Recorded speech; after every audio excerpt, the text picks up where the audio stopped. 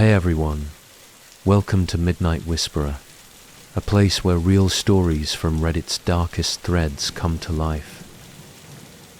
If you crave mystery, fear, and the thrill of the unknown, make sure to hit that like button and subscribe for more. Now, let's step together into the shadows of today's story. My sleep paralysis demon is actually a pretty chill guy. My first memory of sleep paralysis happened when I was 10 years old. I remember because it was the night my parents took me to see Shrek 2 for getting good marks on my report card. It was an evening show, so we got in late and my mom tucked me straight into bed when we got home. It was around 4 a.m. when I woke up. The light from my alarm clock told me that much. I couldn't feel anything. Not my pajamas against my skin, or the warmth of my head against the pillow. I could feel my arms and legs, but they felt heavy, as if a great weight was holding them down. I tried to call out, but I couldn't. My voice caught in my throat, my lips unable to move.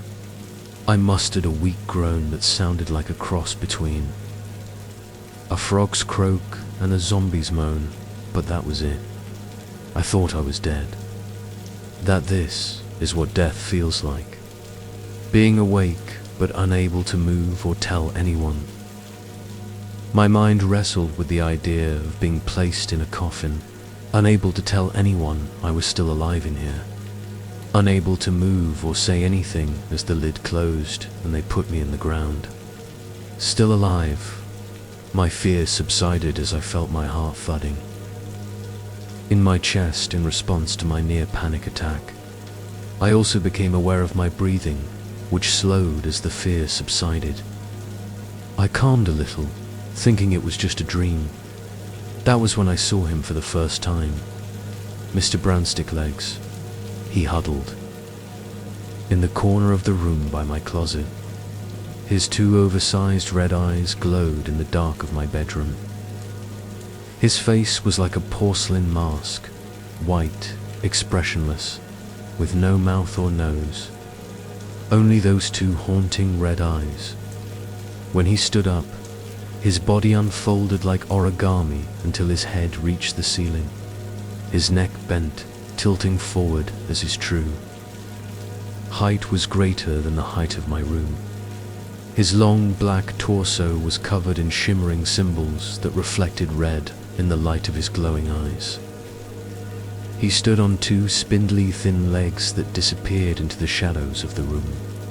He made no noise as he moved, seeming to glide as he hovered closer to my bed.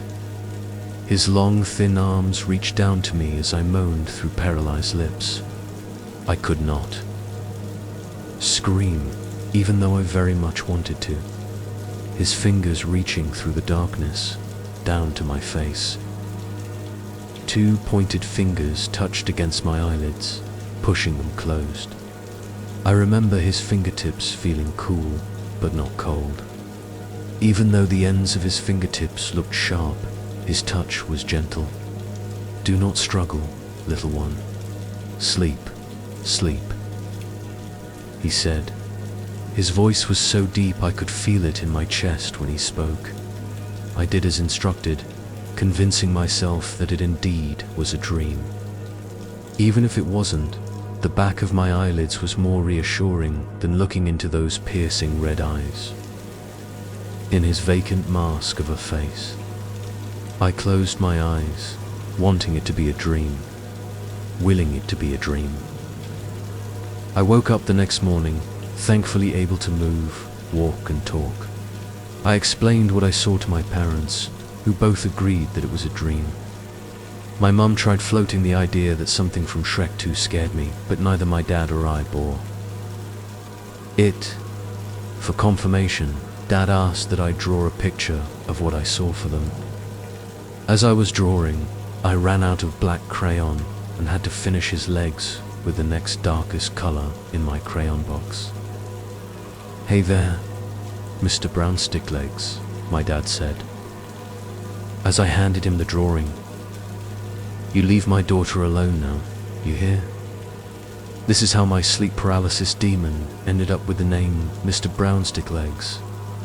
Giving him a silly name helped take some of the edge off of going to bed the following night. My dad even did a sweep of the room, calling out for him. "Here, Mr. BrownStickLegs," he said, whistling as if he were calling a dog. It made me giggle, and the whole episode felt more fun than scary. But once they tucked me in and turned off the light, I felt the dread creeping back in. Darkness hits harder when you expect to find something lurking in the shadows. I don't know how long I searched, but I eventually fell asleep. In the weeks following, I searched for Mr. BrownStickLegs every night as I fell asleep. Even when I went to sleepovers, I would do a cursory check in case he tagged along to a friend's house. As time passed, my searches became less frequent. It was a couple months later, the night before my first day of 5th grade, when I woke up to Mr. BrownStickLegs straddled over my bed, his empty plate of a face inches from my own. A scream stuck in my throat, coming out sounding like a gush of air releasing from a pool float. "Hush, child," he said. His voice was deep, echoless. I didn't know how he spoke without a mouth, but I heard him nonetheless. I saw that he held a piece of paper in his thin fingers, crumpled on the edges and torn. He held it up to show me. On the page was a pink blob with blue dots for eyes and a droll red smile and stick lines for legs and arms. It was lying on a blue rectangle. "I found the picture you drew of me, so I drew a picture of you," he said. "Do you like it?" I tried nodding, but I couldn't move. I tried answering, but all that came out was the same dry, croaking sound. "Will you draw another one for me? I so liked the first one. You gave me pants. I look good in pants." Again, I was unable to respond or move to give him an answer. He must have been able to read my intent, because he tucked the picture under my pillow before closing my eyes again. When I woke up in the morning, I bolted upright and tossed my pillow off the bed. My heart leapt into my throat when I found the picture. It wasn't a dream. He was real. I went to my desk and began drawing a picture for him, starting with his face and eyes, trying to capture as much detail as I could remember. I had forgotten all about the first day of school until my mom opened my door and found me still in my pajamas. "Lexi," she yelled, startling me as I was coloring in his eyes. "Your bus will be here in less than an hour. Get dressed now." I tucked my picture into my school backpack and got dressed. I finished my drawing at recess that day, using my brand new Crayola 64 pack that I got with my back-to-school supplies. I gave him blue pants this time, figuring he'd like to see himself in jeans. I wrote his name, Mr. BrownStickLegs, at the bottom of the picture and drew a smiley face next to it, hoping he'd like his nickname. I flipped the paper over to write him a message on the back. I wanted to ask him questions, but didn't want to anger him since he visited me when I was at my most vulnerable. I wrote out my letter on a separate piece of paper before copying it over to the back of my picture. "Dear Mr. BrownStickLegs, that's your name? My name is Lexi. I am in the 5th grade. What is your name? How old are you? Do you go to school? Why do you visit my bedroom? Why can't I move when you visit? You look scary, but you also seem nice. I hope we can be friends. Love, Lex, EXIP.S. I hope you like your blue pants." I added another smiley face at the end of the letter, my final emphasis on wanting to be friends. I considered closing with sincerely, but I figured love was a better, friendlier choice. I tucked the picture under my pillow that night, now anxious to see him rather than filled with dread of his reappearance. But like the last time, he did not return the next day, or the day after. The days stretched into weeks, and every morning I found the picture tucked under my pillow from the night before. It wasn't until Thanksgiving break that I saw him again. My eyes opened as the morning sun poked through the blinds of my bedroom. His body didn't look any different in the light. In fact, his black skin seemed darker, absorbing the sun's rays without giving anything back. His eyes seemed wider than before. If he had a mouth, I would have figured he was smiling. In his slender fingers was the picture I drew for him. "Hello, Lexi," he said. "Thank you for the picture. I do look good in blue pants." I wanted to smile, but, well, sleep. Paralysis. He flipped the picture over to the side with my letter. "I will answer your questions the best I can. I do not have a name, not one you could ever pronounce. But I am happy for you to call me Mr. BrownStickLegs. As for my age, I exist outside of the construct of time, therefore I am ageless. I do not go to school, nor do I know what school is. Why do I visit you? I visit to feed on the energy of your soul." My breath quickened as a mute groan exited my teeth. I wanted to run, wanted to get away from him, but I was pinned down, unable to move. He sensed my uneasiness and tried to calm me by patting my forehead. "Let me explain. Have you been to the ocean? It appears vast, almost limitless as you stare out into the blue water, with no visible land on the other side." In my mind, I was standing on a beach. I felt the salty ocean breeze against my face as I looked out over the massive body of water. The waves crashed at my feet. I felt the rush of water over them, followed by the trickle of sand and pebbles as the water drew back. "Your soul is like an ocean, child. Vast, limitless, undefinable by words to your understanding. I take only a tiny sip, a single glass of water from a vast ocean. I am not one who could consume an entire ocean." Dark clouds formed over the water as I stared at the white-capped waves. The clouds unleashed a heavy downpour, turning the horizon grey as rain fell from the sky over the ocean. Just as the rain falls over the ocean, your soul can replenish itself by more than I could ever consume, not even in 1,000 of your years. Does that make you feel better? On the beach in my mind's vision, I nodded. In my bedroom, he nodded back at me. Double quotes good. As for your last question, why you cannot move, we are meeting at a point outside of your time where your world and mine touch. Your physical body cannot move here, but if you persist, you can learn to speak to me with your mind, and I will answer your questions in exchange for your drawings. You can draw pictures of whatever you like. I want to know more of your world. In my mind, I nodded again. This knowledge is a gift, so we can understand one another more. I am not one who would hurt you. He pressed his fingertips to my eyelids again, closing them. In my mind's eye, I was still on the beach, but the sun was setting, and no stars were visible through the rain. I drifted back to sleep to the sound of falling rain.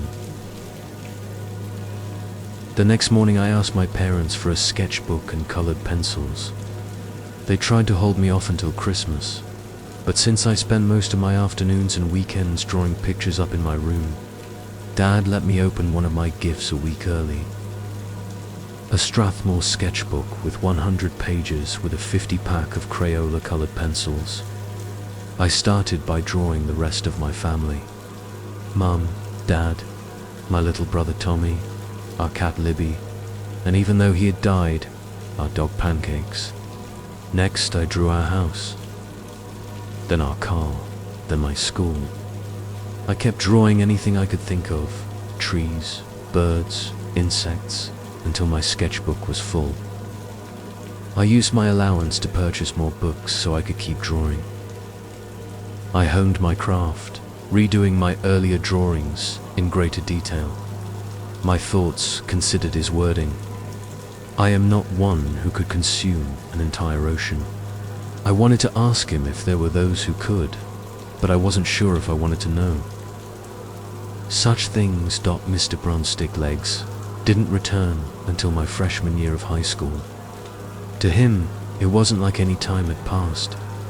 I read up on lucid dreaming in the time between visits so that when he returned, I would be better capable of talking. To him, he held my book in his hands, flipping through my drawings, doting over the increased refinement of my drawing skills. I had filled a dozen sketch pads and upgraded from Crayola to Prismacolor, Premier pencils for my drawings. His biggest surprise was when, after he complimented my drawings, I spoke to him. "Thank you," I said, seeing the words in my mind as I spoke them aloud. If he had a surprised expression, his eyes showed it. "You have been very busy, child," he said. "Do you have any questions you would like to ask?" I hesitated, but finally formed the words in my mind. "Are there creatures who can consume an entire ocean?" He didn't respond right away, which made me think I had not asked properly. As I asked him a second time, he put a finger to my lips as if to shush me. "There are those who can. They are known as the Dark Ones. They are capable of consuming entire souls, emptying them out, leaving them dry and barren. You should not fear them, but you should also not provoke them." His eyes curved downward, as if concerned or afraid. "What do they look like?" I asked in my mind. My visions were filled with images of great, terrible creatures. Spiders taller than the Empire State Building on thin, spindly legs of shadow and smoke. Tentacled monsters in the seas lofting blue whales like they were toys, ripping them to shreds with their curved, chitinous beaks. Great, ghastly flying creatures that knocked over orchards and forests with the beat of their leathery wings. "I showed you only because you ask," Mr. BrownStickLegs said, "but it is best that we don't talk or think about them. Let them be." I nodded in my mind. He leaned forward and pressed his plate-like face to my head as if to kiss me on the forehead, which was odd since he didn't have a mouth. Then, as usual, he closed my eyes and I drifted back to sleep. My life took a downturn. During the latter years of high school, my dad lost his job, and when the search for a new one dragged on, he turned to drinking to cope with his failure. He wasn't abusive, but he wasn't fun to be around either. In the months following, my parents would hush their arguing when I entered the room, greeting me with smiles, as if nothing were wrong. That lasted until the day I came home from school, to them fighting over a foreclosure notice from the bank. We moved out over a weekend from our home in the suburbs to an apartment on the other side of town. I internalized my feelings during that time. I withdrew from my friends and school activities besides the art club, the only one we could still afford. I saw my friends driving to school and hanging out while I rode the bus. Too poor and too far out of the way to join in, my tastes began to change as well. Out was the bubblegum pop of Katy Perry, Kihar, and Taylor Swift. Instead, I listened to Pierce the Veil, Sleeping with Sirens, and Bring Me the Horizon. My clothes and makeup became darker, more black t-shirts and skirts with black eyeliner and black fingernail polish. Mum called it my guff phase, not that she understood. My drawings became darker too. I moved from colored pencils to charcoal, drawing skulls and gothic-looking cemeteries as my passion for drawing animals and flowers waned. I also drew the dark ones, in great detail, exactly how I remembered them in my mind's eye. Mr. BrownStickLegs visited me again a month after we moved into the apartment. He looked more at home in my room of blacklight posters and death metal bands than he did in my previous room. His eyes were dim, not the vibrant red as they were before. He stared at me as I lay in bed, unable to move. He moved inches from my face as I heard his words in my mind. "Your soul tastes different now." He didn't speak of my drawings. I worried that he might, especially since I had been drawing the dark ones. Not only drawing them, but thinking about them and what type of damage they could do if they were to wake. He seemed sad for me, although reading his expression was difficult, with no face. He patted my forehead like before, but didn't close my eyes before leaving as he used to. My life continued, its spiraling path like a bottle rocket with a broken stick. My parents didn't talk outside of short conversations about which bills to pay and which ones to ignore. Each night, Dad disappeared into a bottle, while Mum disappeared online to chat with a male Facebook friend she knew from high school. The thing about rock bottom is that it's often a disguise for a trapdoor that drops you to an even lower depth than you thought possible. The first bottom came when my father died. Drove off the road into a gravel pit late at night with an empty bottle of bourbon in the passenger seat. I cried, but it felt hollow. I felt hollow. Even when Mum tried to hold me, I felt nothing inside. Not sadness, not guilt, not anything. I disappeared into my sketchbooks, drawing even darker, more disturbing images. Death, dismemberment, vividly accurate vivisections of the cute animals I used to enjoy drawing. My friends no longer talked to me, which was fine because I didn't want to talk to them anymore anyways. I found people to hang out with, not friends, but people who could get me access to moments of chemical-induced euphoria to forget about life for a while. Just like that, the trapdoor opened, dropping me to a new rock bottom of addiction. One thing I had that in common with my dad, but instead of falling into a bottle, I fell into a needle. I stole money from my mum's purse to feed my habits, not that she noticed. She was busy with her old Facebook friend who had moved from online acquaintance to nightly sleepover companion. When the time came to begin my senior year, I didn't bother going back. I kept drawing, filling entire sketchbooks with the dark images that reflected my bleak outlook on life. The dark ones were prevalent subjects during this period of my life. I drew them feasting on humanity, raking flesh from bone in their jagged teeth behind lips of smoke. Hi.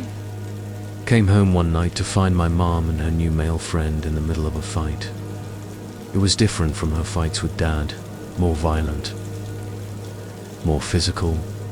When he raised his hand at me for trying to intervene, I decided it was time to bolt. I left home, hitching rides with anyone with a set of wheels I could manage to put up with for short periods of time. My preference leaned toward those with access to the chemical release I craved. The more I could numb, the more I could escape. I found certain drug combinations had similar effects to sleep paralysis, when my mind's ability to control my body's action became severed. In those moments of numbed paralysis, I'd see Mr. BrownStickLegs watching from afar as I dulled the pain. I saw what I perceived as the dark ones too, but they weren't hiding in the shadows like Mr. BrownStickLegs did. They were the shadows. I called out to them as well, for in those moments I wanted nothing more than to be hollowed out and empty. A void so dark no pain could ever penetrate it. When they didn't answer, I called out to Mr. BrownStickLegs, but he would vanish every time. Perhaps it was all just a drug-fueled hallucination. Overdosing was never my intention. I was pushing too much, trying to find the edge of the void. After feeling so low, so very low, searching for that something extra to filter out the background noise, I took it too far, giving myself a near-lethal dose. At one moment, I was lying next to strangers on a stained mattress in an abandoned warehouse. Then came the initial rush of euphoric bliss. And then, nothing. Whoever I was traveling with at the time dumped me on the curb in front of the ER, making me someone else's problem. This was my rock-bottom moment. Although at the time, it felt more like freefall. I spent 3 weeks in a coma. I was aware of my surroundings and could hear the doctors and nurses as they checked my vitals and tended to my cleanliness and upkeep. But I couldn't move or speak. At the end of my 3rd week in the ICU on an incubator, I looked up to find Mr. BrownStickLegs hovering over me, his round red eyes peering through the darkness. "What have you done to yourself, child?" His voice spoke inside my mind. In my mind, I was beside him, standing in the middle of a vast salt-flat desert. The ground was cracked and dry in a hexagonal pattern that stretched in all directions. "This is your soul now. There is nothing left to drink." I heard my beep of my heart rate monitor back in my hospital room speed up as fear entered my mind. I called out to the Dark Ones, I said. I asked for them to come. They emptied me out, emptied my soul. "No, my child. You did this? You have not replenished. You have only consumed. And now, nothing remains." I dropped to my knees in the middle of the salt as I felt a rumbling deep inside the hollow pit of my stomach. I leaned forward onto my arms, but they were no longer my arms. They were pitch black and empty. I could feel them, but when I looked at them, they were empty voids of smoke and shadow. I stood up on my legs, but they were no longer my legs. The darkness swirled up my torso and down my arms. The emptiness inside me consumed my entire body until only my head remained. What's happening to me? I heard a snap as my arms and legs split, forming 8 black, spindly thin legs. I collapsed onto them, unable to support myself. Mr. BrownStickLegs glided down in front of my face, his eyes inches from my own. "As I told you, child, only the Dark Ones have the ability to consume an entire ocean of a soul. That is your fate. That is what you will become." Back in the room, my heart rate monitor crashed to a flat line. I felt the cold darkness swirl up my neck to my head as the void consumed me. I was aware of the nurses and doctors huddled around. My body prepping the crash cart, but all I felt was the cold consuming what was left of me. "Help me," I uttered. "Please." My physical body jolted from the electric paddles, but I felt nothing. Only the cold darkness. A needle injected into my foreline as they recharged for another burst of electricity. Still, I felt nothing. Only cold, only darkness. Only the vast emptiness of the void. Mr. BrownStickLegs tilted his head as he stared through his unblinking red eyes. He leaned forward, pressing his plate-like face to my forehead. I felt a vibration against my skin, followed by the tingling sensation of heat returning. The darkness receded back down my arms and legs. As he pulled back, the red in his eyes had diminished. A gift for the girl who gave me pants. A tear formed in my eye. It rolled down my cheek and fell onto the parched landscape below.